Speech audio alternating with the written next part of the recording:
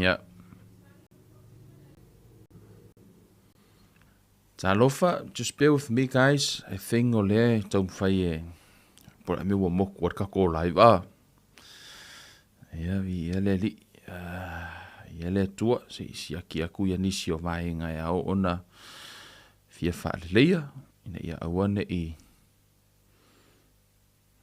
Amen.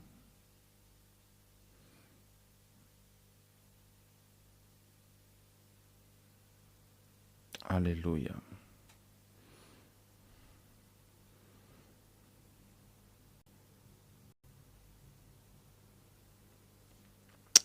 Sa ima ya fa mulmuli.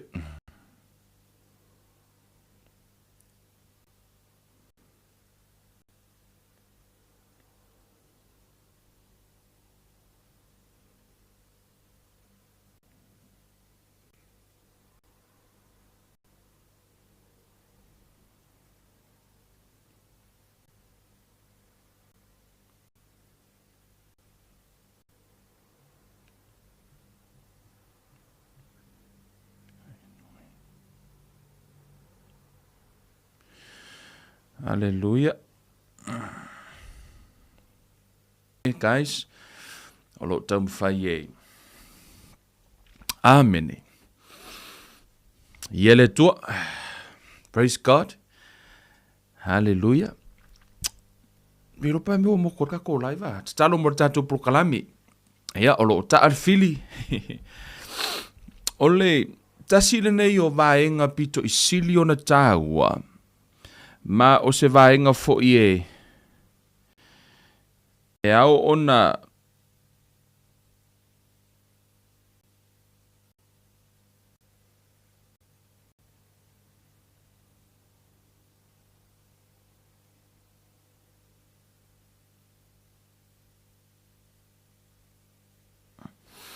e au na nofo malama I le ekalesia.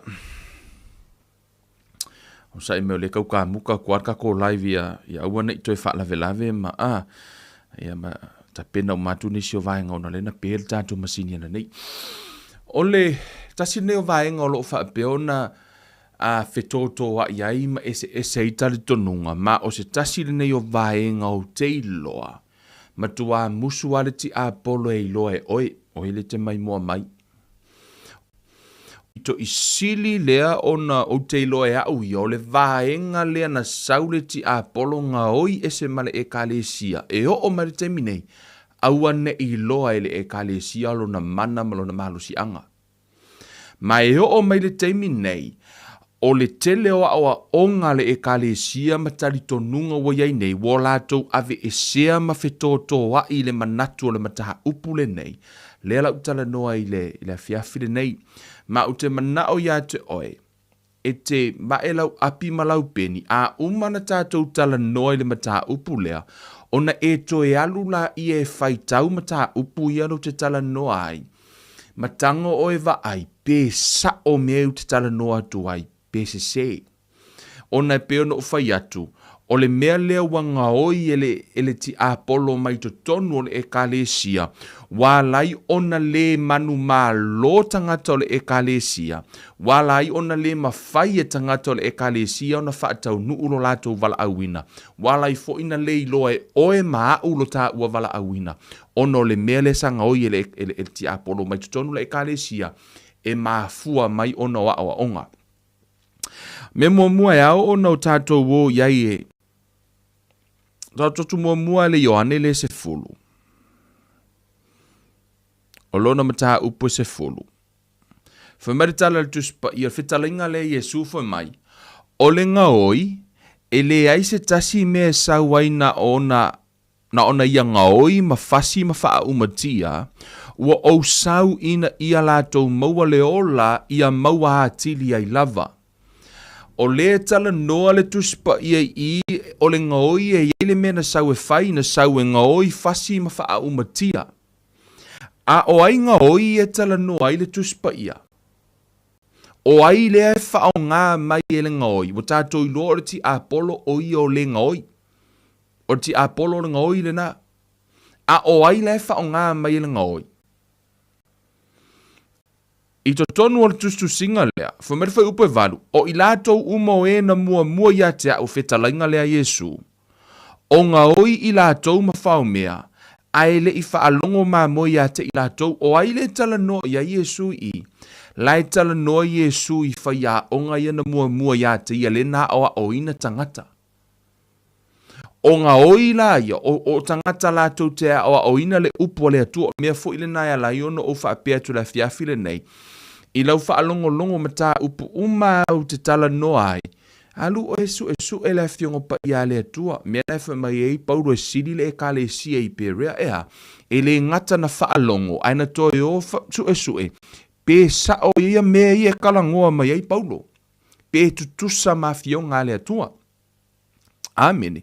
Whaape nā fo I la, o le tasi leo mea ua ngao ia ma ua whaase seina le toa tele o tangata. Ona oa onga a tali tonunga. Amene. O tele o whai atu, e sa o le awa onga Kevin, ale whai atu Kevin, e alu o e whai taulutu spa ia pe sa o le mea le whai mai ai. Amene. Ele o se... o te le o whai atu whaapea o te whi naunga le nei vaenga o no whaapea o au a sa o le o a onga o isi tangata o isi e tatonunga a o leo o vatua ia te o e whai ai lau whai unga a o tātou tala noi le mata upu lea ia e iloa po o to tonu le fionga pa ia le atua pere ai pe sa o fo ile mele lau tano tuai ona o le tele o tangata ma le tele o tali tonunga wala tau whaase seina tangata ma ua whaongai le ti apolo e ngaoi ai le vaenga pito I sili o na tā ua le I tonu o le awa onga ma le sa valinga whaaleanganga. Amene. O le mea mua le na tātou taranoi le anapongi. Amene. Ai I to tonu le fiongo pa ia le atua o lai taranoi le anapongi ma le tatalo. Amene. Ana pongi mare tatalo. O lea lai tele no tātou tatalo. Ai ai le mea lai misi, ai ai le element lai misi a tātou tatalo. I to tonu o le tusi lea Paulo I le tusi a Efeso lo na mata upo e ono. Fai upo se fuluma le valu. Na tala noa mai lava lunga I le tusi a toa le wha solo mai lalo. Lai tala noa mai le ofu tau a to toa mai le pulo tau, lufi fata, a sulu ngā titi, wha solo mai ai I se e vai o tala lei. La lai tala noa mai le ofu tau. Amene. Ai o mai fai upo se fulu ma le valu. Nai lalo fai upo se fulu ma le valu na o wha pitoa I lunga. Fai mai, ia o tau tatalo I le anganga yaso umalava. I talo talonga ma whaatonga uma. Le ale winga o le upu pray in the spirit. Ta talo I le anganga. Amen. O le atatou tala noa lai le vaenga pito I siri ona tāua lea. O le tatalo le I le anganga. E ese le tāua I le savalinga wha le anganga. Po le pray in tongue.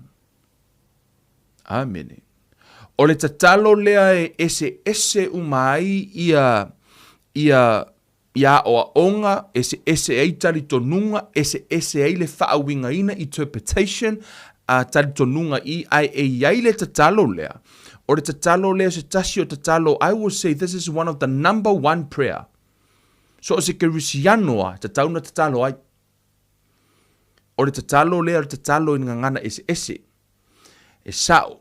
E iai le teimi nana o whaia le tala nei tangata umalaya o ina I tali tonunga e lātou te le o toi tatalo I ngana ese. Le la avatu rofo e mai, ala fa mai Paulo pe kako ke kaukala I nganga ese. Amene. Mua. Si utanga wha matala mua le winga. Tau te lo le winga le upu ngangana ese. E le o whaasa, o le maa nei o le upu na wha li liwe e to ina. Tongues. E numera tele, ngangana ese. Lono winga, ele tasi se ngangana ese lai tala no, ele tuspa ia. Ele o fai mai le tuspa, yo le mana ia, sa o yo le upu na whao ngai to ina. Different tongues, ese ngangana. Ele o fai mai o se ngangana ese. Ana wha apeo se ngangana ese, se manu e tasi ala le ngangana lai tala no, ele afo, ele wha li liu ia afo, lai tala no ai tusi a Paulo, mar tusi o tuspa ia. Ai ono lai fai mai o ngana ese, which mean ese fo ilanga ngana ma le vaenga lai tala no le apostolo. Le la atato wo e vai le fiafi le nei. E whanga ngana ese lai tala no el tu spaia. 4 different tongues lai tala no el tu spaia. E iai fo ilona mafua anga, e iai fo ilona lona application na i tonu le fiong pa ia le tua ai se I fau mo se fa vai mautu. Ta hua o le vaenga leo ngana ese me mua. Ole a o amene. Au tele I o vai vaenga I fa. Tato o mua I ya Paulo. Amene. Ke lo Paulo ai kanga fai kau ngisi kusia Paulo e isi ke me ke fai mai pe fa mawalunga e Paulo manga kusi. Pe fai kau kusi nga Paulo manga ngana Paulo. Ita ilo ya o malau fai tau. O la una fai tau. Sometimes ia peila o si e fionga ia la tato o I. I to tonu ale mua. Koe ni to. O lona mata upu e se furufa.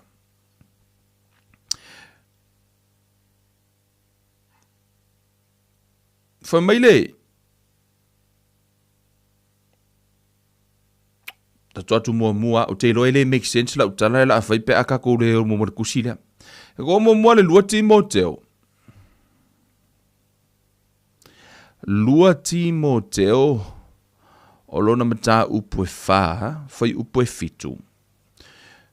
O le tusi lea Paulo e talitonu umala usu o le tusi muli a lea Paulo na ia tusia. O le tusi lea Timoteo. O le tusi lea Paulo, lela oti Paulo. Lela fasiotia Paulo le teimi lea. Lela ele tusi lea Paulo ia Timoteo, fo mai le fai upu e fitu. Tala lea Paulo na fai Timoteo fo mai. Ua ou tau le tau ale lei, ua iu ia te au le tau sinionga, ua ou ta ofi I le upu o le whaatuatua. Paua leo le apostolo I tutonu le tuspaia, na fai mai na le leila na tamu enga. He finishes race. Ele I fai e Peteru le tala lea, ele I fai e sesi apostolo, na o Paulo al apostolo fai mai, ua umarfina ngalo lea tuana o faia. Lua ka ngaka ua faia le mea lea, na o Yesu ma Paulo. Mea le nana o fai tua, ia e faa longo nga ngana Paulo, pe e faa maua lunga le tala Paulo. Pa no, e sa o le tala Paulo.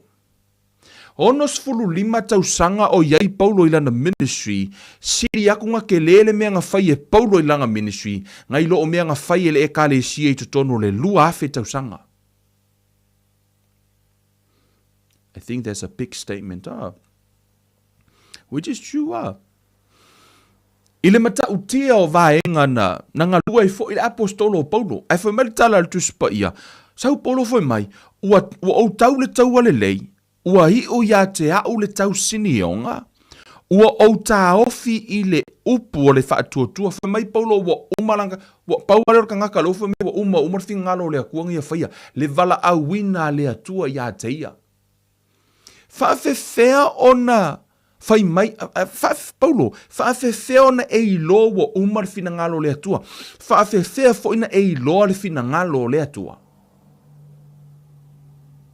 Amen. Le tasi leo fe sili pito I sili ona taua. Paulo whaafewhea na e lor fina ngalo le atua. Whaafewhea na e fai mei wa umar fina ngalo le atua. Longo winga le ase menga misi. Mai Paulo, uma whaia, I finish my race. O lo uvala a wina, o mea na fai mai le atua, wa na fai. Whaafewhea na ilo e Paulo. Ole, fai meltala tuspa ia le whanau le atua, ita ia le anganga o le atua. I te tonu o le vaenga lea I le tusi a le mua korenito e se fulu ma le wha. Amen. Fa mai le. So atu mua e fai kau mua korenito e lua. Bear with me guys. O lea kau wari lea ka inga ia make sense lea ka le I lau whaalongo lana ese awa onga. Te lea awa onga. A lau tau man fai se au wala I mamoli atua ia te oina ia e ilole ese ngonga ngana. Ma ia e iloa le, amen. O le tala noa Paulo I le tusi a Korinito, o le tala noa I le anganga pa ia, ma le tā ua o le anganga pa ia malana ngana. ma me alofa la nganga pa ia le tanoi wale la tatu tanoi me alofa nganga pa ia au te mana o ave le fa ma mafa le tau tala ngana ese fa mele tu silia mo moko ni to elua ai ma tau te tau tala atu i le poto ye uma ona o oina ai le o le poto le nei lalolangi po le poto o ali o le nei lalolangi ua fa alea o ngaina ai peitai mātou te tau tala atu i le poto o le atua i le upu lilo sa nātia na tōwhia i le atua na mua lava ina ia tātou manuia. O le mea na le iloa e se ali o le nei, e se ali e tasi o le nei lalolangi, a wā ana lātou i loa po ua lātou le whaasata roina le ali e ona le manuia. Ai pei ona tū sia listen, o mea ele i aia e mata ele i langona fo i e talinga ele i o fo i le loto se tangata o mea ia o saunia ele atua mo i lato o e alofa i a teia. A ua faali mai ia mea ele atua i a te i mātou e lona nganga a wae su e ifo le nganga i mea o mea lo loto fo i a le atua. Fai mai le tala al tuspa ia, o mea lilo na faaali e lea nganga pa ia, e faaali e lea nganga pa ia te tatou, mea lo loto a lea tua e whaatatau ia te ilatou. E whaatatau ia tatou. O te whaonga ina le whaatita inga lea, e masanina o whaonga ina le whaatita inga lea e whaingo fia ina vali le ata lea e tala noa i paulo i. Fai mai le tala paulo, o lea nganga pa ia, ye ei lo le nganga pa ia o ye to tonu o le tolu tas pa ia po o le atua le tama le atua le alo le atua le nganga o le nganga pa ia la o le atua fa meritala le tusia isaia na ye lo le unga mai le amatanga mo leva na iloa e le atua mea na iloa e le atua lou whanau mai, fa mai na ye iloa oe ana te le iwhaia oi le manava o lou tina, wa iloa umala e le atua. I le amatanga lava la, amatanga. Ai le iwhaia le lalulangi male langi. Le atua tama, le atua le alo, le atua le anganga pa ia. O te tango whaonga imagination e vali le ata, aina nofo le atua tamai le si tu o le ulo le lau. Nofo Yesu le tūtau matau, nofo Yesu le tūtau matau, no le atua la, o ia le o le atua tama, o ia le ona le fuafuanga mal poro kalami. O le whaataita inga le whai atu ia e mo le mamlama le tala le whai atu. Tango lo wa matua fui oi wai loa e le atua le unga mai le amatanga. Tango lo le atua fola mai lana poro kalami, whaapea, o le mea le la ufaya le tangata i lo tātou whaatusa. Fa solo lo le plana le atua. Sau le plana le atua. Ai o mai lo le plana le atua ile afo Tasi iwa valulima. O mai lo le plana le atua Tasi iwa valulima. Ai o i fora so kolse fulu. Se tema. Ai kau i fo ilo ma le atua ilo ingoa. Plana le atua fo mai o le aso lea. E fa nau ai la kaka ingoa e afo. Fa nau o tangata ino ya Kevin. Fa matala lo ele atua tamala na foi polo kalami me lo loto la plan na ia moa ia o mai lo waso fa nau ai wa e foi lunga lo ingoa la fa longo le nganga pa ia o le fa matala ona wai lo ele atua le amatanga mai le le unga mai amatanga le la fa matala le plan le atua o me lo loto mala le atua la ia manga plan le atua o lo wala awina ya Kevin e whaapea, te mana o ya Kevin e whaapea, o lona manuia lea, o lona tamau ainga lea, o lona wala awina lea, o mea i e whaatau ya te ia, o lea lau umana plan e lea tua. Ai te iwa, lai whairi fōwhoanga, ai nei loa fo i lea tua, e pa u a tamu ma ewa. Ai nei loa e lea tua, e pa u la a tamu ma ewa, e plan mai e lea tua, fa mai lea tua, e anga sala a kamu ma ewa, o ne mea le la a kupu i kua i. Ai lai no fo Yesu fa pe matala Yesu i lon tama ia a kupu lon meanga o ke alu ke maliu mo ai foi inga i ola Kevin lo wo jump mai Yesu conversation mai le la wanu la via ia le o te maliu mo tu fo matala tu sia ala fa alinga fo mai o le ma mo na fasia ai le i faia le fo foanga Si, tusa na maliu Yesu ele fer fo fanga wala fa mer tusi pa ia. Fiu ka ue fa senga. Sorry, on me life mer kus pa ia. It was the lamb that was slain before the foundation. Na iloa ala Yesu wa maliu. E maliu, lo no winga ele fer fo fanga na iloa Yesu e sa maliu moa. O fo fola kul ploka lami. Ma Yesu de la o te maliu. Na via I mala langi. O le taimi fo ile na, lai fa longo le nganga pa ia. O plan uma lava la le atua e fa tatau ia te au. La na fa longo ile nganga pa ia. Na la na te iloa le pelengi le na le atua ilo olanga. Ona, fai mai fo la io le nganga pa ia. O ke halu lai ave le plan. O le plan na le atua o le nganga pa ia lai tutonu o le tātou sāwalinga. O le vala auina po o le faiva na e sau e laulangi le po le purpose na e sau laulangi le po le plan le atua I lo o langa. E le o, e ke le maua kou fai au, e ke le maua I lo kama, e ke le maua I lo tina, e te le maua I au o, e te le maua I o le aonga na te aonga ai, Tasi ale tangata lai nofo ma le plan na o le anganga pa ia. Pauana o tangata na iai le aso na fua ai le fuafuanga. Na o le anganga pa ia na nofo I o le fono na fai le fuafuanga, ai le I fai le fuafuanga, na o ia la na te iloa le plan le atua le tamai whaatatau ia te au. O ia la, le chief executive o lo uolanga. O ia la iei le plan le atua le tamai lo uolanga. E saula le anganga pa ia ile lalolangi le neima le plan le atua.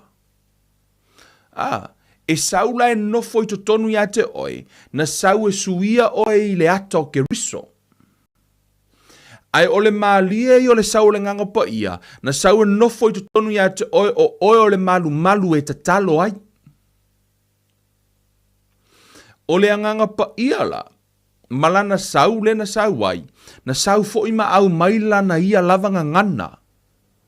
Tau te iloa ngana le na au maila va le anganga pa ia sa create le atua le ngana le na e tatalo ai le fina ngalo lilo le atua. Amene. E tatalo ai mea lilo, mea le o iloa.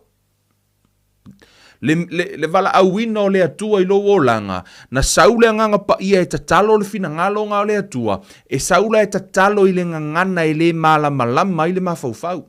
Le la tatou o scriptures, le la tatou o e whingo pa ia le atua, ai no tau mawhai e wha mautu atu le vaengana, ina ia e iloa le saua le nganga pa ia le na sauai, na sauma le plana le atua, ai na saula e malana ngangana, o lana ngangana fu ila na e tatau o na tatalo I le fina ngalo le atua.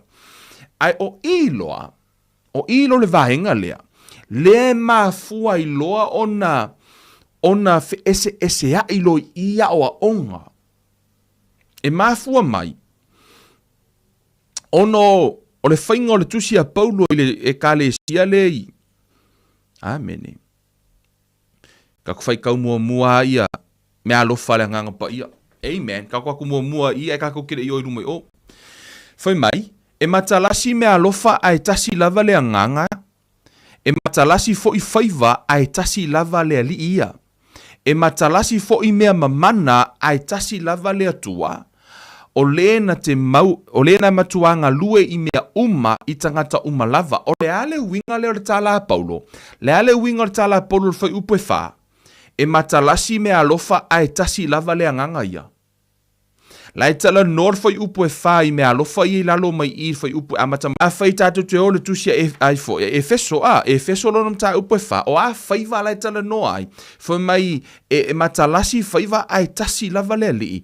I to tono le tusia e feso lo nam tā upu e wha. Fai mai fai upu e valu. Na le valu masu tasi lo tifi o toa mai. Fai mai. O le mea lea ua whetalai mai iai o ia, na fio ae o ia I lunga, mana tai whaatanga tau taua I le tāwheanga, wana wha ofuina foi mea, wana foa ina foi mea alofa I tangata. Le tala noa ia Yesu ina walu Yesu, na ia au maia mea alofa I tangata. E iai la mea alofa Yesu, e iai mea alofa le nganga pa ia. O ala mea alofa ia na tua Yesu i le ekalesia foi mai, na ia tuuina mai fo inisi e fai ma apostolo, o isi fo e fai ma perofeta, o isi fo e fola le tala le lei, o isi fo e fai ma leo ma moi, leo po fai fe au, a toa ma o ao. Fivefold ministry. O fai vala ia, lea lai tato e fo i luma i le tusia ai foi. Mo ko ni tolo ta upos fuma le lua le tato tano ai. Foi mai le la foi le foi upulen le lima foi mai e matalasi foi faiva ai tasi lava le ali o ile tal no ya Yesu o ana faiva o le apostolo le profeta o le fa evangelia o le fa au ma le wow pole le ma moi ma le wow la tal no i faiva ia o Yesu na te tofia oi o tofinga na Yesu po le vala awina le na Yesu. E vala au la Yesu ya te oe. A o le anganga pa ia na te whaamalosia me alofa ia. Po le anganga pa ia e qualify e vaenga ia le fivefold ministry. E ngā lulu e whaatasi le vaenga lea. Foi mai e matalasi me alofa la tala noi le nganga pa ia ai tasi lava le nganga la ye me alofa le nganga foi mai foi upo lima e matalasi foi faiva ai tasi lava le ia la tala no ia me alofa a foi lima na ave la apostolo le profeta fa evangelia o le foi mai la ia ai tasi lava le na vala au ya ti la to foi mai la ia e matalasi foi me mamana ai tasi lava le atua. O le na te matuanga lua i mea uma i tangata uma lava. O le atua la, o ia au mai le plan. Amen. O le mai vai mai tonu tuspa ia, o le anganga pa ia, e iaia le faiva o le anganga pa ia na vala au wai. I to tonu la o le atua. Le atua tama, le atua le alo, le atua le anganga pa ia. E iaia le matafa yo ia, they never cross path. E iai ala ngā luenga ia le nganga pa ia, wa uma o nā, o laenga lueina ia po o lana matafa ioi, te role atua is a God of order. O le nganga pa ia la, o ia iai me alofa. O Yesu, o ia iai le vala awina. Amen. O ia ona tofinga, o ia ona faiva. Faiva le vala au o Yesu e fai o me fai fe au. Sau le ave pena ia vala au ya Paulo. Na vala au a Yesu, na sau Yesu tofia Paulo. O Yesu e ono le tofinga. Ne ia tofia lau apostolo. Amen. O tofinga la o Yesu e ona. A ole anganga pa ia e ona me alofa. A ole mta upule e afo. E ono. A fe upu e ono fo mai. E matalasi fo i mea mamana. A talasi fo i mea mamana. Ava. O le atua la. Enga lue i mea uma i tangata umalava. O ia e ona le plan.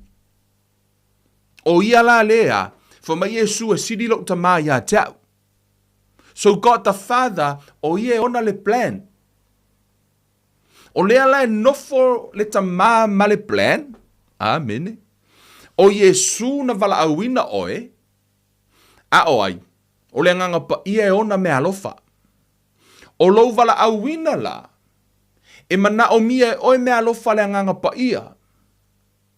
A ele ma fai foi ona foi ona e fai lava se faiva fa fai fe au amene a tonu o kemi a konge umalonga e fa longo la uploka men ngi fiafi e kere ko fia fa longo ya a tonu ingis kanga ka umalonga kere ko fia fa longo la o ngala hey guys, all right, amen. Kau ma mafa er ka kom ka up suisi me ka kalngoa. Amen. Ono le tasi leo vaenga. E pito i sili. E ao ono tātou vaina. Amen. Ina ia e iloa. Amen. Whamela eo tala le tuspa ia. O lea langa lue mai lea tua le tama. O ia e ona le plan. Vala au Yesu. A o lea nganga pa ia e ona me alofa. I le fivefold ministry la. Le ia le perfeta. O le apostolo perfeta mangai. E operate umale vaenga na i lea. I me alofa lea nganga pa ia. Amen.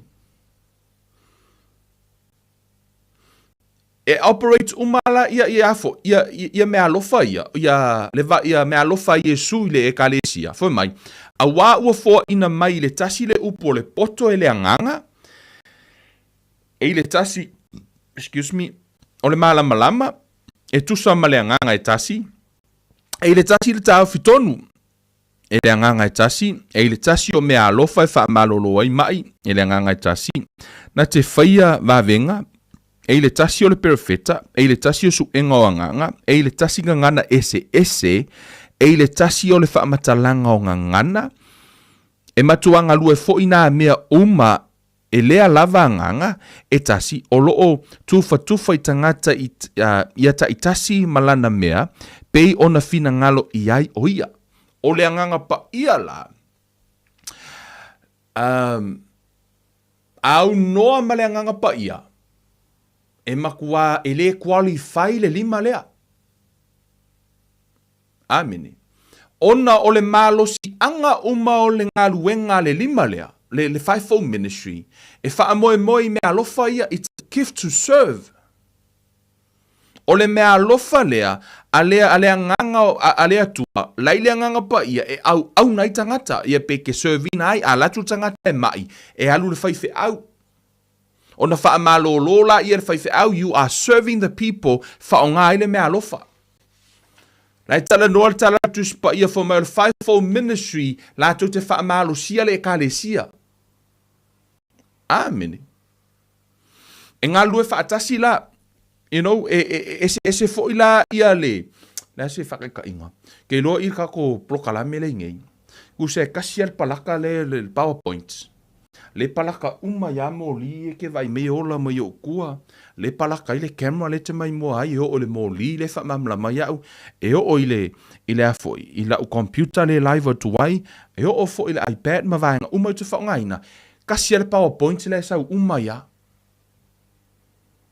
A olea lava e play ale party ale vaenga play ale party ale mori play le party ale computer play le party ale iPad le mo mori to le fe au ya o le Michael lai ola uma mai ai o le pawa e kasi fa pe na fo ila le nganga pa ia e tasi le nganga pa ia a o nganga o me alofa uma ia e kongeki uma o ai fa ia le party ale me alofa ia e kasi ale me aunga ia ile mea uma ia ko ngeki ele pawa wawa le pawa ese le fai le ele tise wha manuyanga. Amen. Leo e kasi ale mea sa o le malo si anga ai wa ile ke mai moa mai.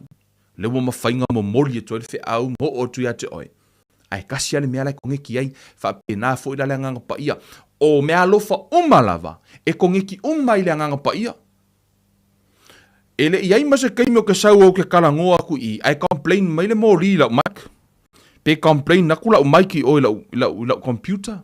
Pe complain me le camera ile me. Le hai. Na e play ale party ale afoi. Ale me fai tino te fa ngaina. Ai tasi ale me sa wole power. Sa wole malu si anga e sa mai fo i o ila palaka e kasi pe nga fo ila ia le ngalua le nganga o le tua. Tasi ale nganga o le tua. Nganga ese fa malolo ma yo me umalava upo le poto e kasi ale nganga e sa wole. Ile fa pe ese. Wala mianga wala inga ese e kalesia. O ngai fa ese le nganga. E kasi ale nganga fa moli. Amen. Iluma la le mata upulea le na utala no ni le vainga le na iluma o le atua sa wele plan. Na faile tala Paulo ir fa upue ese fuluma le fa. Ta upule se fuluma le fa. Famertala Paulo lua Timoteo fafa upo fitu for my I finished my race. For my wa uma no o wa uma la tau sini uma me ale tuano faia. Ai famerkala Paulo ile mua sfur fafa upo sfur malvad.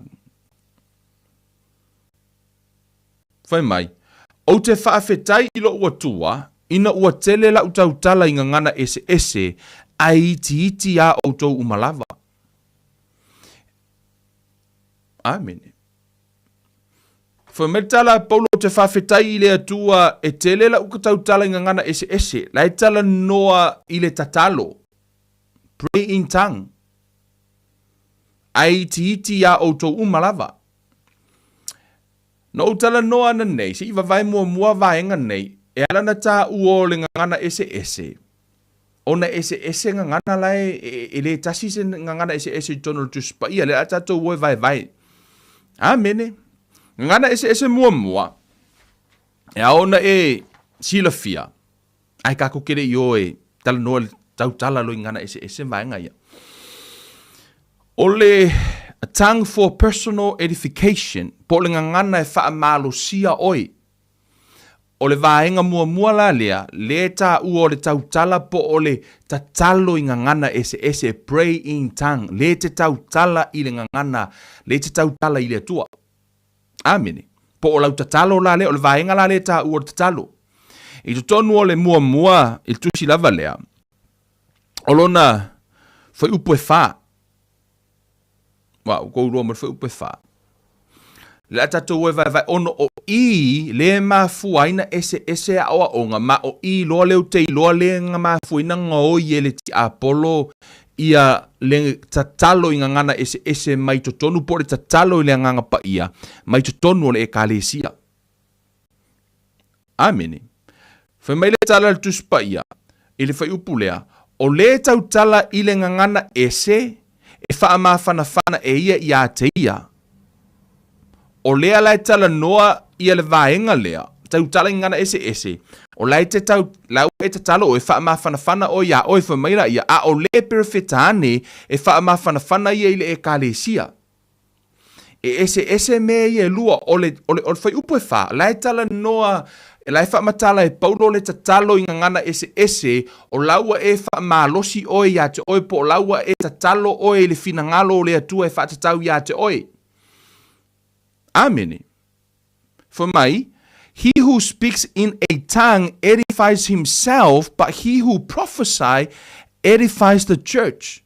Two different things le tanoi paulo I for mai. O le tautala i ngangana ese, o lau tautala o ye lea. O la lave tautala ye le e whamalosia o ia. Amene. For mere fai upo e lima, o le si, o le tautala na, o le that's a speaking in tongue, po o le pray in tongue. Amene. O le si tanga ta ue tutonu ina. O le tongues for interpretation. O le ngangana lea. Ngangana ese lea. E mana o mia se isi na te whaaliliwina. Amene. E mana o mia e umaloanga e si korokoe para si tere moku toko si kema ta taulana yeise tangata na te whaaliliwina. Lea lai fai meritala tuspa ia. O te loto ina ia o tau tautala uma inga ngana ese, a e sili lo uloto ina ia o tau perfetane, a wa e sili le perfetane i le tautala inga ngana ese, pe a le wha matala ina ia wha mawhanawhana le e kalesia. O ringa ngana ese lea, e mana o mia le interpretation ina ia mawhai ona wha mawhanawhana i le e kalesia. Lea na tala noa paulo I lunga, e iei le ngana ese whai mai ea, lai wha malosia o ia te oi. O le ngana ese lau tala noa I paulo whai upo e lima, o lau tala noa I le isi ngana ese e ta tauna wha aliliu. O I lai le vaenga lea, o I le tele na whai mai le to o tele o tangata, lea la tau te vai le vaenga lea, whai mai, a whai le mea, e ka kauanga, o le pray in tongue is not in the scripture, lai whai mai la tau, o le tau tala ngana ese, e ka kaunga, peo o ke wha Samoa, ai kaunga e ngang, ai kaukala lo wha peo kangia, longo ingo, mea lofa ngā paia. No, that's not true. E ese le winga la tano tus pa ia fa le nganga me le fa le tino. Ta to mua I lunga le pito I lunga. A fa upe e fa e mua. Ma yo tau sisi le alofa ia nau fo I mea fa le nganga. Ai sili le ina ia o tau perfetane fa mua. Fa mela ia fa upe lua listen to the second verse for mai. A wa o le tau tala I le ngangana ese. Amene. Lai tala noa le winga le upu ngangana ese, tasi le upu ese, maa nei o le wha Samoa ino le upu lea. Whai mai, a wā o le tau tala I ngangana ese, e le tau tala I tangata, a o le atua. A wā e le aise la ngona, ai tau tala I le ngangana I le mea lilo, he pray out mysteries. This is verse 1 is talking about praying in tongue. For he who speaks in a tongue does not speak to man but to God. For no one understands him. However, in the spirit he speaks mysteries. O lai te tataloina mea lilo e whaatatau lava ia te oe ia. You pray out the will of God for your life. O le tau talala le ngangana ese. O lai foi mele tu spa ia. O lai tala noa sa oa oe i le atua. You are talking to God. So that's prayer. Ole tatalo le mea le na. Le lai tala noa ele tu spa ia i. O lai tala noa Paulo, o le tamu fai Paulo. Wa confuse le ekalesia i mea uma. Wa kele le mesi i mea whaale nganga i. Kako mua numa i kala Paulo nga mua i. Whamele tala Paulo ele mua ko nito es fulua whai mua whamai. A o mea whaale nganga le au soi o te loto ina i e iloa ai e o tau. Whamele wha Peritania. Now concerning spiritual gifts, brethren, I do not want you to be ignorant. Au toi tango whaasa mo, isa whaasa mo ina. Whamele tala Paulo i le ekalesia i Korinito. Au atau te vā lea i mea o le anganga. Au atau te vā lea i mea o le anganga. Ona o le mea lea e mafu aina saule ti apolo nga oi mai a te i tātou. Ona tātou te le o iloa mea o le anganga. Lea lai tala noi Paulo i lea lai tamu whai Paulo e wha matala i o. Le ese senga o ngangana ese. Different tongues. O i nala, lai ai ma le pray in tongue, leo wanga oi ele ti apolo mai to tonu le ekalesia, ona o le sao o le vai ino le fiong pa ia le atua, pe ono o faiatu, o te leo faiatu e atua to e fo i o e faitau lau tusi pa ia. Faitau o le tau ma fai paulo e vai i le ekalesia, le ese e senga o ngangana. Whai mai la i rwhai upoilua, a wā o le tautala i le ngangana ese, praying in tongue, e le tautala i tangata a o le atua a wā e le aise langona, a o ai tautala i le ngangana i mea lilo. Le ai mase se malama a e praying in tongue e te le malama. E te le malama la pe a ona e tautala, e le whai mai e le malama lo ma fau o laua tatalo lo wanganga. Let me read, I think... One of my favorite version il foi upulea. Ole foi. Amplified version. This is o ile au mai ile ata ole foi upule for mai. For one who speaks in an unknown tongue does not speak to people but to God, for no one understands him or catches his meaning, but by the Spirit he speaks mysteries. Amen. I love this verse. But by the Spirit, he speaks mysteries, secret truth, hidden things. O mea lilo e te le o iloa. Peifu nkako kalango i mea lilo, vo i ele ka kou le iloa ngai ai. E iai fo ia mea whaale nganga mysteries, mea lilo e le o iloa. E mana o mea le tatalo. It needs to pray out. E mana o mia le tatalo le tatalo ino vaenga na. Pray out the will of God for your life. Le wa e tatalo le fina ngalo le atua mea mua. E te le maua lo vala awina I to tonu le tu spaia. You should write that down. Kangoi kusi dalo mea nga. E te le maua le vala awina. E le yeise kusi kukongor kuspaia o kusi ai. Kevin fai upu mua. Verse 5. O whaamatala mai e le atua lona vala awina I loo wolanga. There's no, ele yeise tusi mole, o le afo ino le mea. Ele o yeise tusi e whaatatau po o le vala awina le atua I loo wolanga. Amen. E o ofo iate oi, e te le maua lou vala awina I to tonu o le tuspaia. O I le te iloa ai le channel wheel o le atua po le fina ngalo lautele o le atua e whatatau I mai o malolonga o ai o ia keriso o a. O lou manuia o mea umalava e te maua I to tono le tuspaia a o le tofinga ma le faiva ma le vala awina o le atua ia te oi. E te le maua I to tonu I o lae nofo le anganga pa ia ma le pelengi le na. O le atua e ona le plan o le mea lilo na o le anganga pa ia na te iloa o ia e tatauna ia tataloina.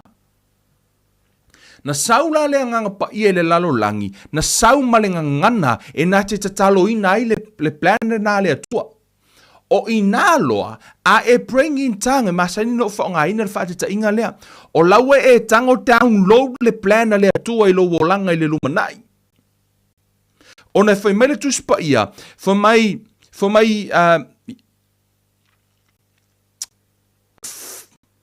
for one who speaks in an unknown tongue does not speak to people but to God, for no one understands him or catches his meaning, but by the Spirit he speaks mysteries, secret truth, hidden things. O le nganga pa ia, lei to tonu ia te oi, walatu le nganga pa ia te talo mai to tonu ia te oi. So, the Spirit of God, through your spirit, lawa te talo. E whaongala le nganga pa ia, lo wanganga e te talo ai. Masani no whaonga ina whaate ta inga lea, aso la ulai titi. O lo tina. Kei mi fole le la amo moe, te mina lau te lai titi a, o te le iloa. La whakwa, lau ke lai kiki. E masani ala na whai lo tina le mele, wha no wha urunga fole le pe a sauni mate moe. Whamatala lo tina te au mai asan, wha tai mai upu ia lau whai atua. Ia kanga o lo tina whai te talo mai le atua, whakua u le atua, e whai, o le kele lau upu e whai me lo tina au te le mala mai. Pau ale mea a ula e whai, o le repeat. O ai e ona upu. O lo tina, o a ule wha leo ina. E wha pe na fo ila le praying in tongue. Or the praying in tongue is your spirit pray through the Holy Spirit. O le nganga pa ia lai avatua le unction. O ia na naena te avatua lea. Le vaenga lea. O lo tatalo lai ngana ese. I really want you to know. For me whai upe wha. O le tau tala ngana ese. I le ngana ese. E wha ama whana e ia te ia. O lai te tatalo oe mo o you edify yourself. O le upu le edify. O lai tala noa i tangata whauwhali. Ke ora mo le whaungo le whale fo ilele. O laua whau le whale ma whatu na ilunga. O le upu o le winga na le wha winga mai le upu edify. Tu so laua e whausia o lau tangata. O laua e tango, o laua wafo, o wha amalo sia o empo, o laua e tango whawhanga o ia tu. Amen. Winga nao le upu le nae wha aliliu me le upu wha ama whana. O lai tala noa i au mai lea, i le whau whale lai na te whau winga i lunga se mea fo i lele. A piura, So, a o la ina e tautala ngana ese, you edify yourself. Lai te whau sia lo tangata. You are making yourself, po lai te tango oe whau oe. Po ani mea o whaale tonu I lo tangata, o lewa e kango e whau oe koe fix oe. Through the Holy Spirit. For mele tala le tuspa ia, a o le perofetane, o le perofetane la, o le tautala le ngana e malama mai tangata. Peila o le taimire nei, o lea o te tautala atu nai tau te malama. So now, o lea o pioringa o tau, lea o whaamalosia po, o lea o fausia. Do you see the difference? Le ese sengo le you build yourself, ma le perofetane, o laua whaamalosia le kalesia. O le tautala lai ngana ese, o lea maninoa, o low praying in tongue, o lea te tautala I lea tua, ta talo ngai ngana ese, le ta talo na ia, that's the first tongue po o le ngana mua le na, o le ngana ese le tono tuspa ia, o le vaenga lea leo te whai atu, lea wanga o ia. Wa ave e sea mai tonu le kalesia mai ele o to e whaonga ina le kalesia, e to a tele la tangata maa o a onga, la tau te tali tonu, o le whai upu e lima, foi mai, o te loto ina ia o tau tautala umai ngana ese, ai sili lo loto ina ia o tau perfetane, au ai sili le perfetane I le tautala ngana ese, pe a le whaamatala ina ina ia whaamawhanawhana le e kalesia. O ila le ngana ese lea, o le tala noa I lea, tongue to interpret, o le ngana e tatau ona whaaliliuina ina ia malama tangata. That's another tongue.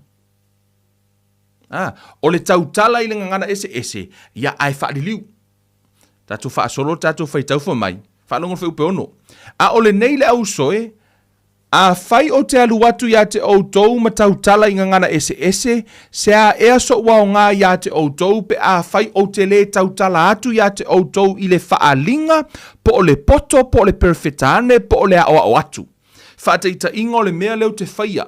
O le a lea o ngā o lau Bible study, pe a whai o te sau o tautala atu ia te outou ngangana ese. Si koro koea papapa si te re motu koro mama. Le aima se winga. Ase a, e le o malama ai outou. Amene. O lea lai, tato whaasolo, tato whaitau lalo i fua. Whai mai, o mea foi, e le o ola, mai, o mea foi, e le ola ua ta alili mai leo, po le fangu, po le kitara, e fe fati ai leo, e iloa ea whaapewhea le mea ua ilia mai, po le mea ua tāina mai. A wā foi a whaale tonu le leo le pū o ai ea se na te sauni e tau. E whaapea foi o tau, a whaitau te le sauni uni atu yo o tau laulau whaiva ni upu mātala, e iloa ea whaapewhea le upu ua tautala ai. A wā e tautala atu o tau i le ngao. A tonu e tele lava leo i le lalolangi, a e tofu malona winga. Amene.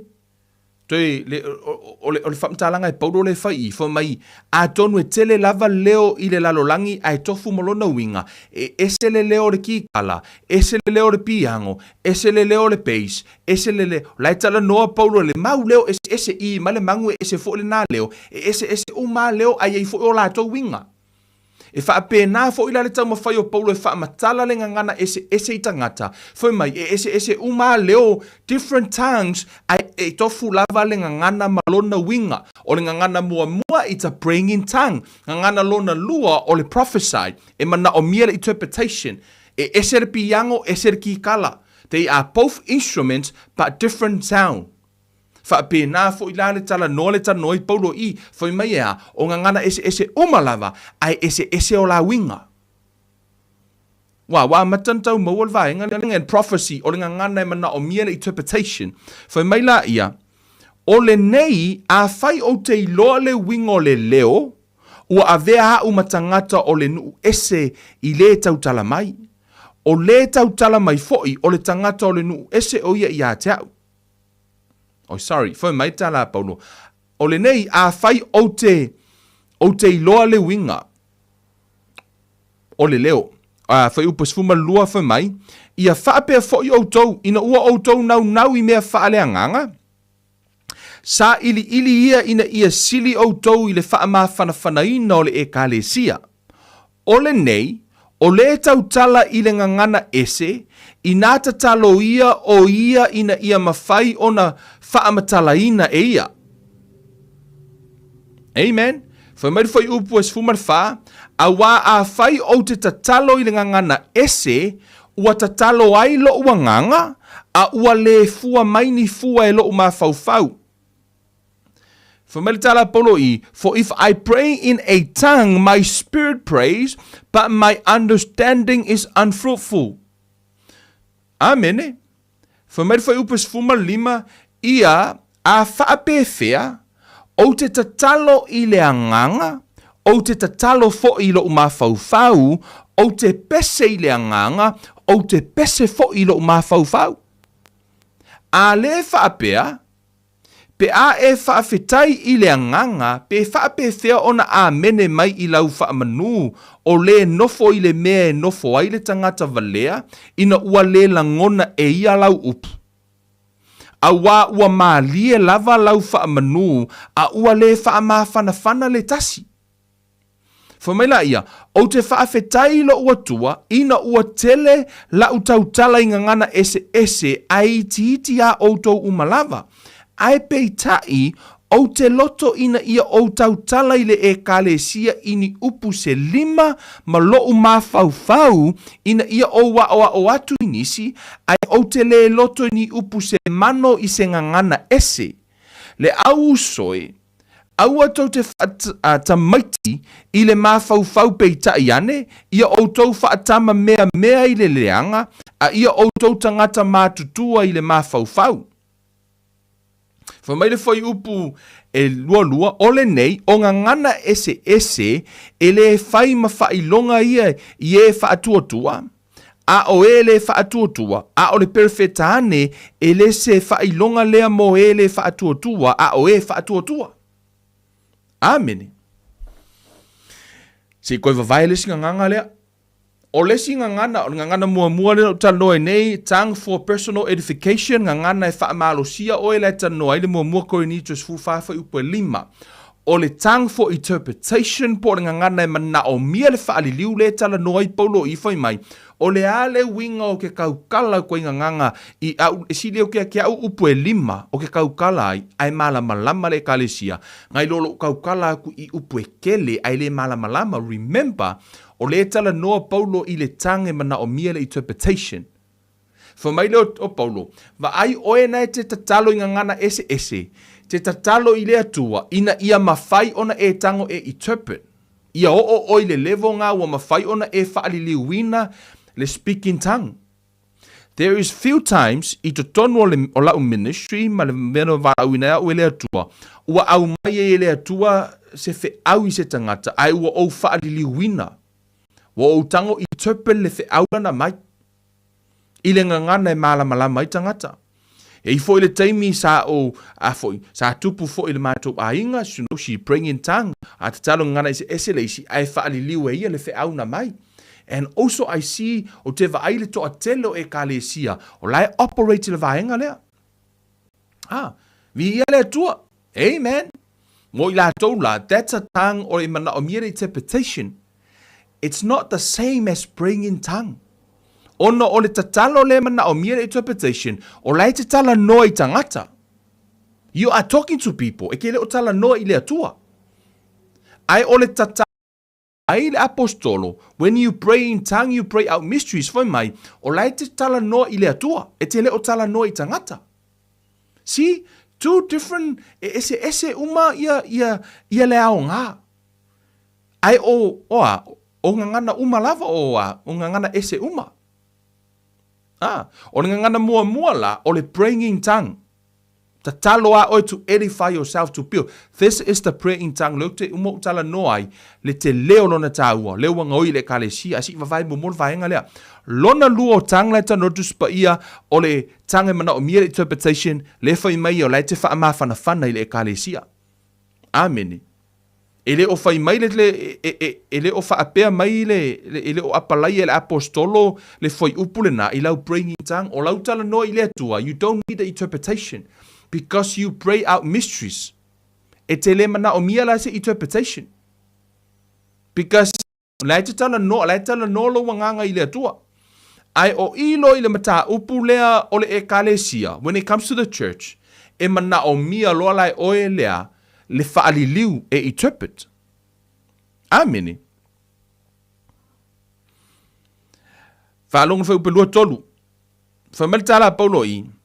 A whai fo I whaapoto le ekalesia uma.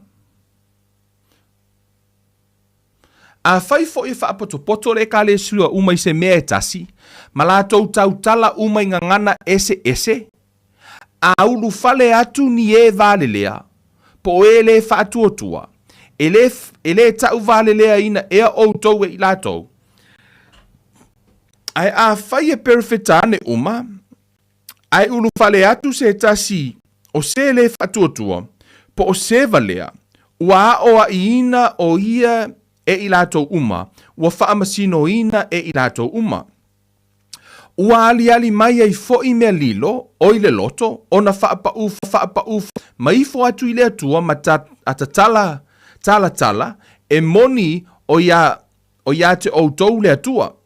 O le nei, le au soe, pe whaapewhea, pe a outou poto, ua tofu outou ma le pese, ua iai le mata upu, ua iai le ngangana, ua iai le whaalinga, ua iai le whaamatalanga, ia whaia mea uma e I uai I le whaamawhanaina. O mea uma ia whaamalosia le tangata. A whai e tautala se tasi le ngangana ese ia tautala se to olua. Po o se to o tolu e ngata ai. Ma ia fe au wai. Ma ia whaamatala e se tasi. Ai a whai e le ai se na te whaamatala ina, aua le tautala o ia i le e kalesia, a ia tautala o ia i a te ia ma le atua. Vai lewa vai me paulo i. Whamere tala paulo, a whai lo e whaalongo aku wa kaukala se singangana ese, a laea, ai le o iaise se whaaliliwinga, a lae le o kele, i ko kongo le loku. Ai te walu watu se tangata fo ile ese e na te le o iloa mantua o to o tangata ese le o ku e kaka ile spe ki o la kaka le fa kua.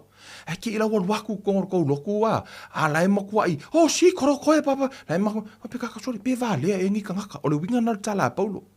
Ele ona la o le afo ino le mea e fa le tonu le tangata e po se mea fo lele. Le anga natural reaction na tatou pe tatou atu tau tala tangata ngana ese fa pe va le e ni tangata. Lea lai tau whai paulo e tau i. Ai whai mai a whai lai ulu aku se si angai ko ke perfecta le ngangana e malama ai. Lau o lai interpret le ngangana le o lai tau te prophesy. I le ngangana e malama. Whamere tala paulo. E uma wha u whaor kakale salamo. Ko e whai mai o le yake o kou le atua. O lai laua, wai loa, wo ofo po ua hao ngā le ngangana le tangata lea. E wha malama le tangata lea. Amen. Pe alatu tangata ese lea. Lea lai tala noi polo i. Ai whai mai la tala polo whai upelua valu. Ai a whai ele ai se na te whaamatala ina. Aua le tautala o ia le e kalesia. A ia tautala o ia i a te ia male atua. Whamai polo. A whai ele ai se sio whaale winga lau ngangana. E longo winga ele o se ngangana. It's a prayer. Longo winga lai ke kakalo o ile nganga. Ese lai ke kakalo o ile atua. Si koroko. That's to edify yourself. E kere o kakalo. Lona winga. A e te talo. Ile ngangana ese. Si leo lai kiki, wal mena nefu me tala paulo. Whamere whi upulua iwa. Ia tau tala perfecta e to olua, pe to o tolu ma ia whaamasino ina e nisi. Ai a whai ua whaali se mea i se tasi, o lo o nofo mai, ia whaalolongo le na mua. Se o le maanga ia i o le au mainga. Ele mesi le au mainga o lea. Ele se sapa sui le kuskusi ngā paulo. Lai mangingo le lei. Ai o kai mia kako ke whai kauai ma kako ve kuunga inga ele o whai taua le context o le tusi. Sa pasui lo. Whamere tala paulo. Awa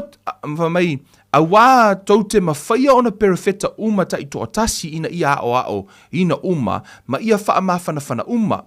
E usi ta i fo ia nganga o perfecta i perfecta. Amene. Tau te lo le maanga i elu whai upunga. E usi ka ilea nganga o le perfecta i le perfecta. A whai yakua o i lo nganga, so ia. Listen to you. Mea le nā lefa mai paulo. A whai o yeise tangata fo ilele tutonu le kalesia a wha. Tua mai whadeta inga. Lau alua, ka kalo fo ilele. Everyone is bringing tongue. Praise God pa whai o lai ka tautala ngana ese. Ai te iwa iai e se si alu atu fo ilele mamalama. Mai paulo le se winga. Mai ilele o la hiki. Amene. Ia se i manu malore nganga se i malama ia ma. Vaenga na. E ese mai fo ila tautala ngana ese. Foi mai foi upuna e lua valu. Foi mai tala paulo. Al fai upelua fitu mlo valu. A fai e tautala se tasi ngana ese. Ia tautala se to o lua po se to o tolu e ngata ai. Ma ia fe awai. Ma ia faa matala e se tasi. Faa li liu pe interpret. Ia ngana ese lea foi mai la ia. Ai a fai ele ai se na te whaamatala ina. Aua le tautala o ia ele e kalesia. A ia tautala o ia ile atua. Whamai le whaperitania. But if there is no interpreter, let him keep silent in church and let him speak to himself and to God. See? A ho'olo na e tautala ingana ese laike kakalo. Le se me ki songa leo ke le ifua. Kakalo inganga ese. Ele whapeolo kakalo inganga ese kau whaofo le kalesia way over spiritual kele. No, you are talking to God. You are praying to God. Lai te tatalo ingana ese. Matala paulo. Whai waleo ke kele. Shh. Wa ele ai se mea piko i silinga anoingia ke au. Ngai lo le mea leo ka ngaka ai whaalave le keimo le vi inga. Ai, lai alu le nganga ese. Lai manai le vi inga. Heo ka whaalonga kua. Hosi karako papa. Le ai masesi o i tepe ringa. Ngā luala ia distract a koa i le vi inga. Kei loa ko inga nganga, let me give you some advice. That's flesh. Nai whaale tino. A whai e toi tupu tu toi. Peko whai aku o iai umai mara koe fia makamaka o risi.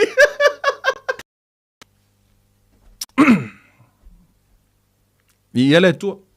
Amene. Ele ai se me piko I sili o nga whaalave lave. Mena nifu me tala Paulo. Au e tātou te vālei me o le anganga. Mai fo e Paulo le whaasino manga. Se o nga e whaalongo o kunga lai. Se pray. You praying in tongue. You pray from your spirit. O si koro koia mama si te re moku tō mama. Leima se whaalave lave o iskangaka. Amen. E renga o oe malalangi. O matua oe. E lena oe sa fine o lea tua. Fa meritala tuspa ia awa father. O kako umai onga lea tua. O kako umai onga tama. A o ola ngana I tonu o le circle e kalesia. Amen. Praise God. Tatu te vivi I umaru o tama. You know, you are talking to God. Other people la fo isa o loto la tau. You know, you la tau. Ia wa o lesi e whaere pa urua o longa leo. Ai o la mo leo kele I whamalanga praying in tongue. E kau flesh I lesi taimi. O mea ia le tutupu. E pia e leifun mga ko lesi. A leo kele la kau kale nganga ese. O longa wingo hao e spiritual. Leo ngai flesh. Ngai kano. Amen. Nai whaale tino. Vi ia le tua praise. Vi ia le tua amen.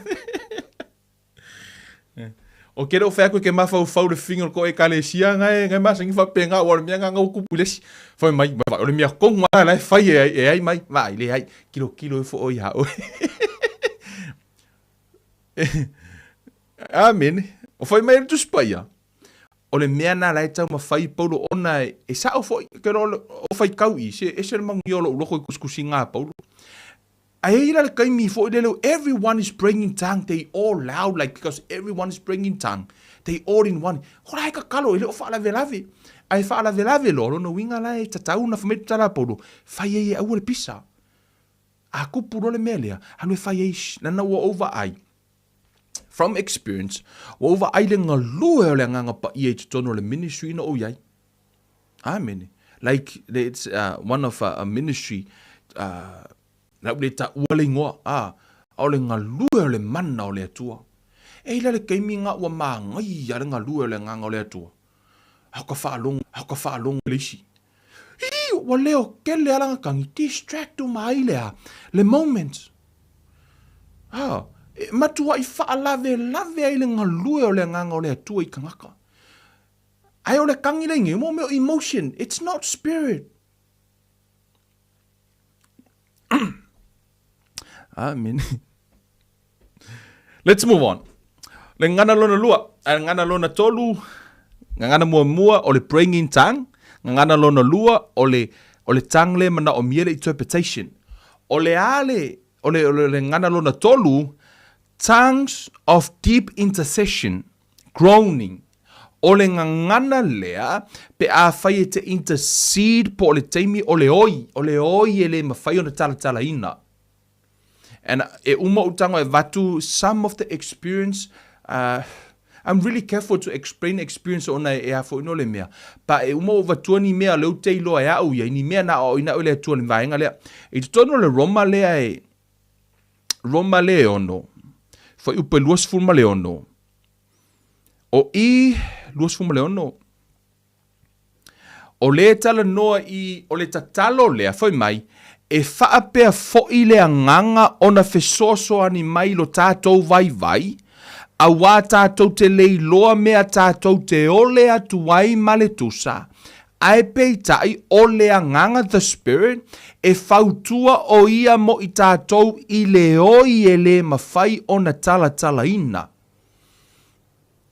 For likewise the Spirit also helps in our weaknesses, for we do not know what we should pray for as we ought.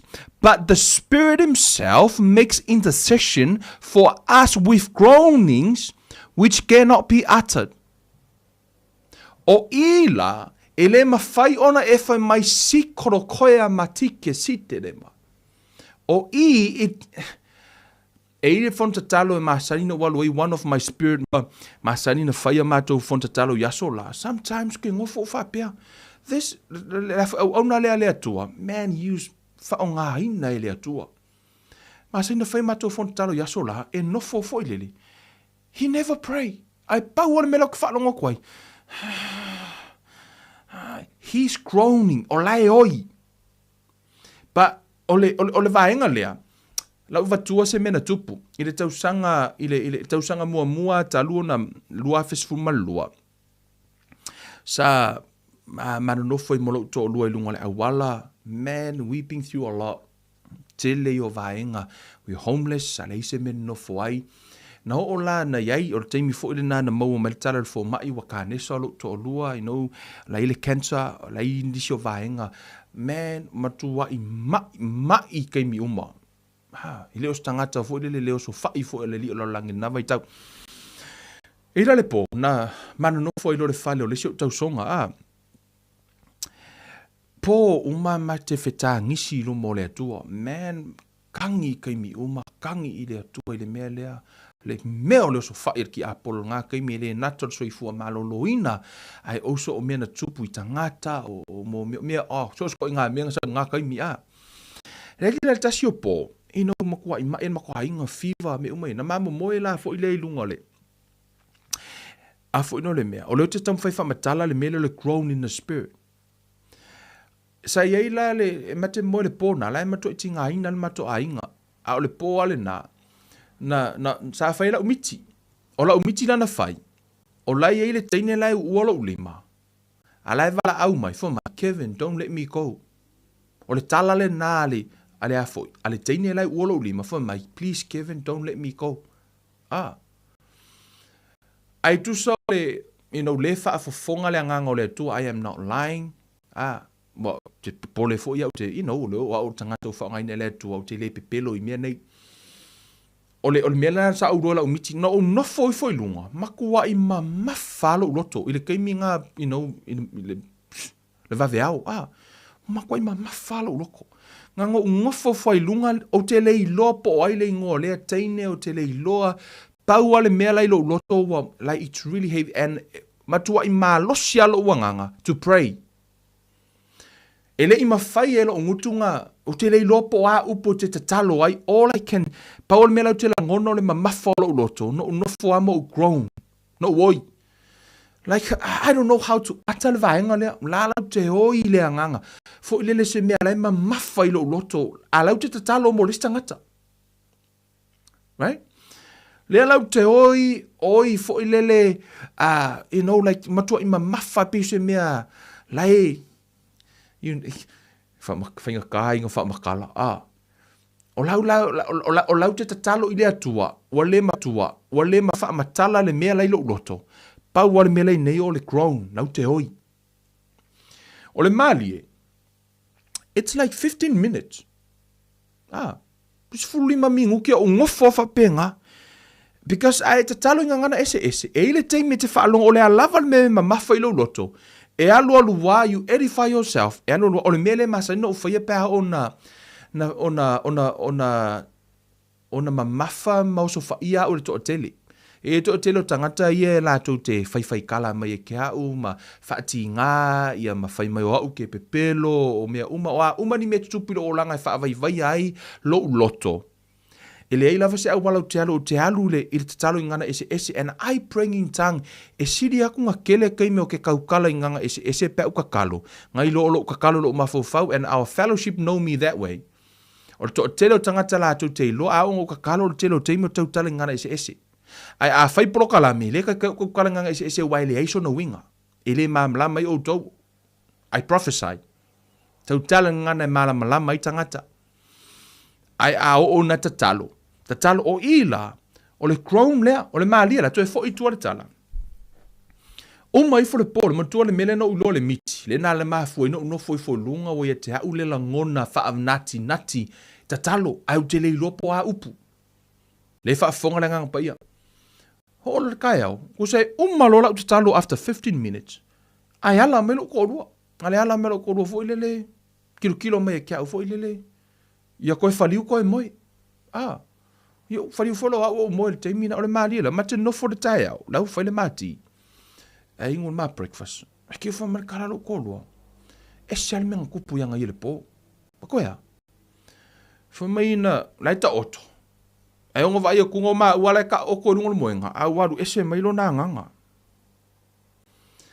Alai vala au tu ya te au. Please Kevin, don't let me go. Olai mau lo. Olai lai na te iloa mai le nganga. Tu so leo ke lo iloa o nganga. Tu so leo ke lo iloa o esta le na tu e hoti le pona le fa fonga le nganga o le tua. She was really sick. Tama tua I mai la. O lea la o le nofo de teimina, o au fo, I whawhetai le nganga o le atua. Ina ua le ta ua mai le nganga le atua e te o estar tangata lae. Mangu o le a o wala I fonga, o le a o wala upopole, vili le ambulance, e le help. Aia, o usuru sa o I le atua. O ila, o le intercede le, whamatala tu spaia. Likewise, the Spirit also helps in our weaknesses, for we do not know what we should pray for as we ought.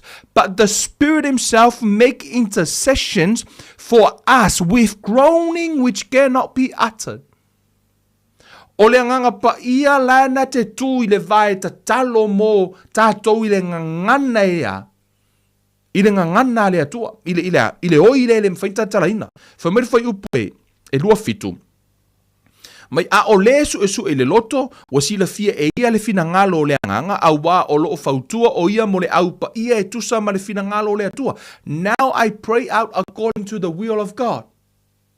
Le ua o te talo ina le fina ngalo le atua, ile o ie le talaina.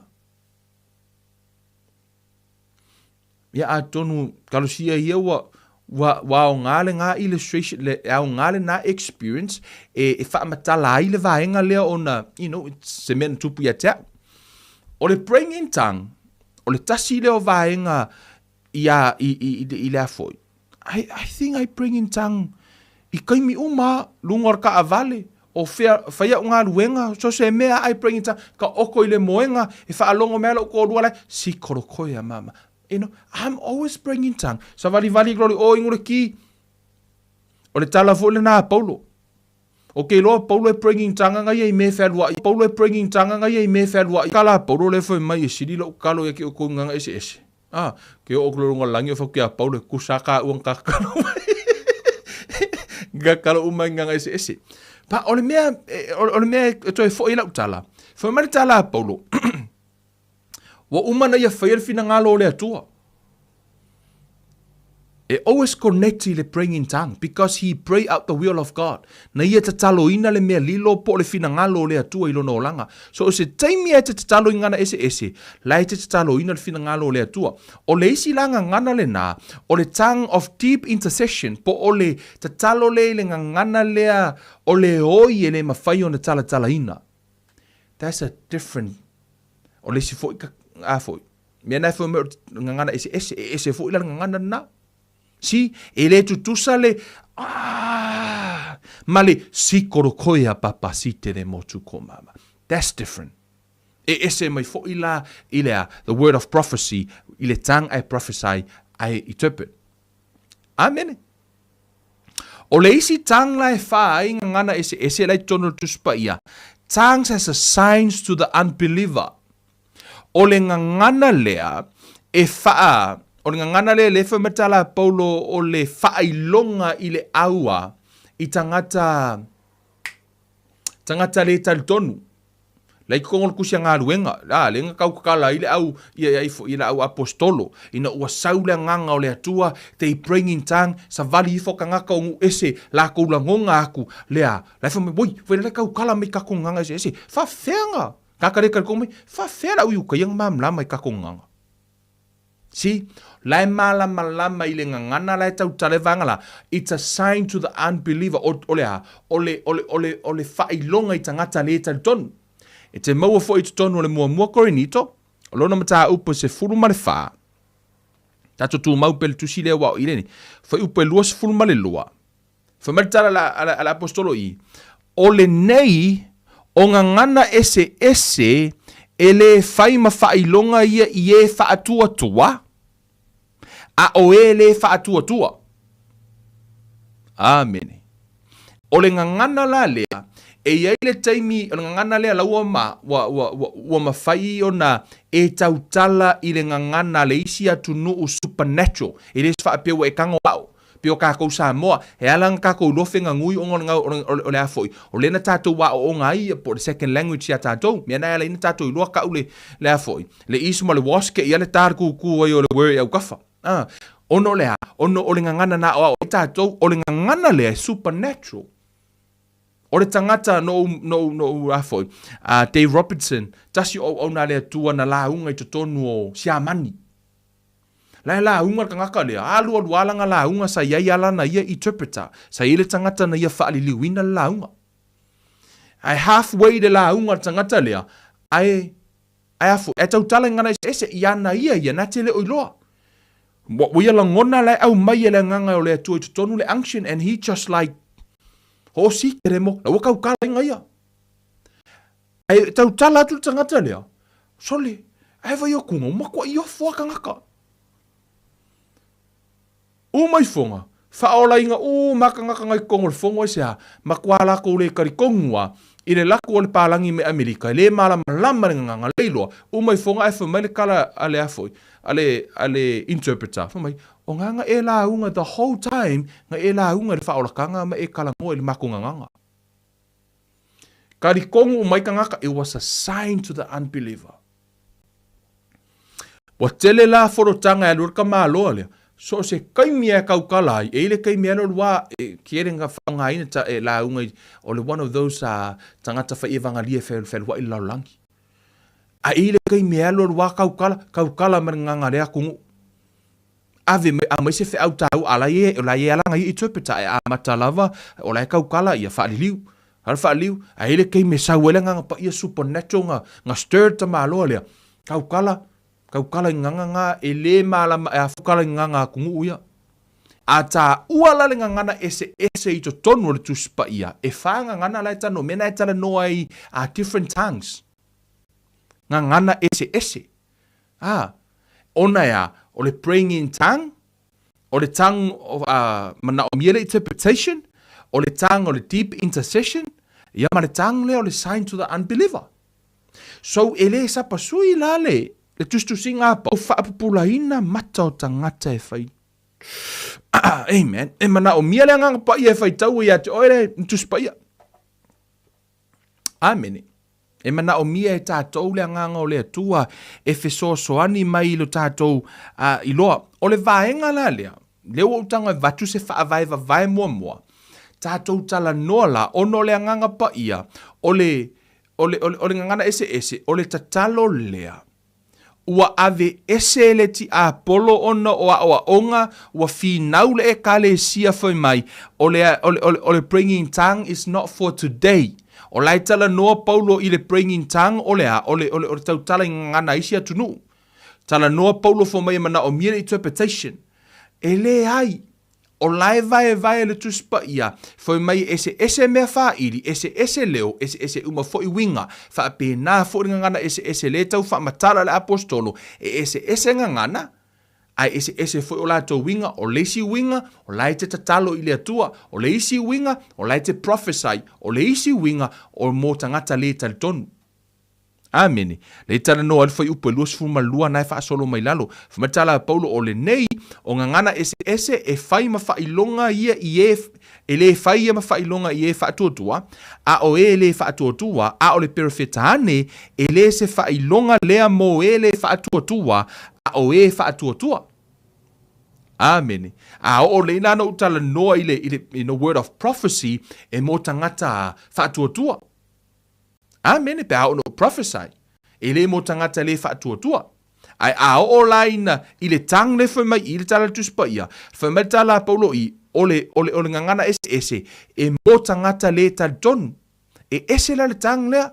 Ale ngwa umankala ngoa paulo i lunga aku i ka ngaka confused pa aku le ngangana le na. Le word of prophecy po o le upu wha perfetanga po le tang le mana o mire interpretation. E le o le ngangana le na. E le o se sign na i le au unbeliever. La fa mertala paulo. E le ise winga i le mamlama i le unbeliever. Ai o mai lalo i fa mai paulo o le ngangana ese le ngangana ese fa mai o le sign i le au unbeliever. A o le si lai lunga atu, e le o se sign au unbeliever. O le sign i o lea, e mana o mira interpretation mo tangata wha tua. A o lunga aku, le lunga piko e lunga, lai kalangoa le praying in tongue, you are talking to God. Amen.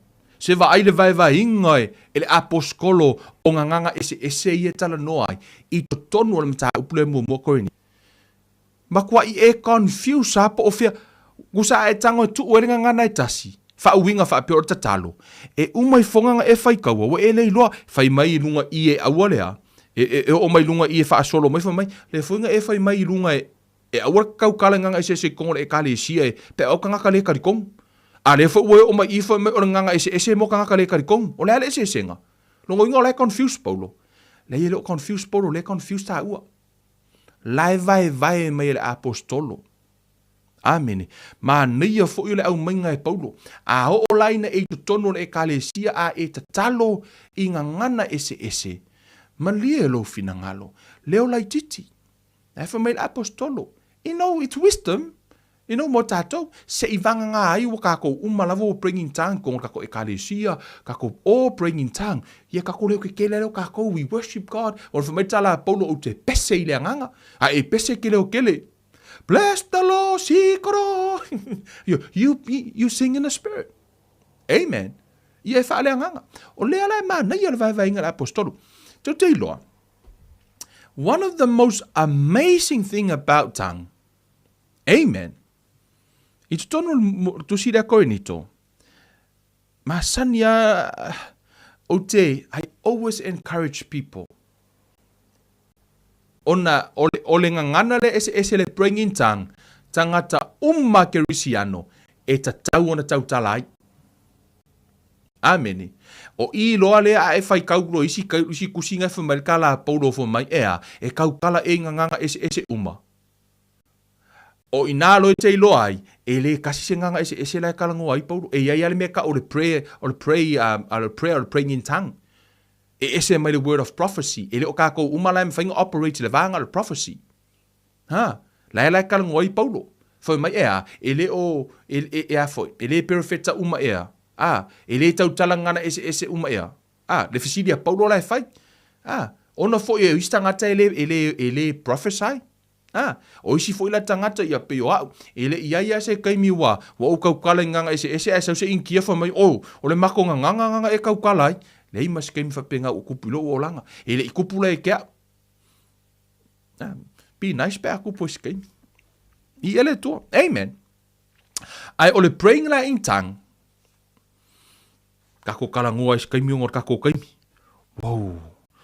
Sorry. Guys, I have no idea that's the time. Yeah? Ole tātala ingana ese, mai mana o mia, ia le tātou, mawhai o na tātou wāfoi. Sorry guys, lo whatua uloa tungo le lak le tātou mataha upu. I will talk about this again. Ina mataha upu lea, o na ese le tāua, e whaamanuia lea tua le neia fiafi. Hallelujah. Hallelujah. Le tōla mātou tamavi ia la ua whiore nei a fiafi whaaftai lau upu, whaaftai le whaamanatu le tua. Te le se vaenga lo loto lo e fia talanoa I lau whanau to e whaamanatu. Le vaenga le nei e ala I le awa onga I le anganga pa ia o se tasi o mata upu sili o na tāua I le tatalo ingana ese ua ngā huia e le tiapolo ono le tatalo lea. Na te tatalo ina lo fina ngalo mo I mātou. Te talo I la ua fio, sema se ava noa e toi wha amanino, toi wha amatala, mai ia o ina I mātou I le upu, I lau ua fiongata mai wha amalosia I lau whanau. Aua ni o mātou wā lea I meo lea nganga, ia wha amalosia I mātou e ala I le tautala I ngana ese. Wha manuia o I lea tua dene ia fiafi nganu e mailo mana, wha manuia o I vaenga uma, ono suafo o Yesu Keriso wa ole mavala aua tuwai nei. Amene. Vi ele tua familia tu fo il tato watunu uya ona ole. Leko le tato video. Ya, tatalo mo tato prokalame. Amen. Tu watu per tato prokalame ilu mo le tua inisio vai nga sili ona tau olo mana ole tua e whailoa I avea ma whaamanu yanga. O tau mawhai mai fo ile li o laulangi aua nei Sao atu le upo le atua mo oi, whamanuia le atua I lau tāwalinga le neiva yeso, iei le mana o le atua tātou wheiroa I le astofi, o le a outo tala noa I le mata upu lea I le astofi, whamaamalama le vaenga lea, ono le tasi leo vaenga, au ono outo tala noa, ia maise lava, ono lea ua whaale tonu mai le tātou internet jammer, tele ina whaasau ngos tātou watano, Kevin Uluiva nei, alofa tele mo outou, whaasoi fuaia.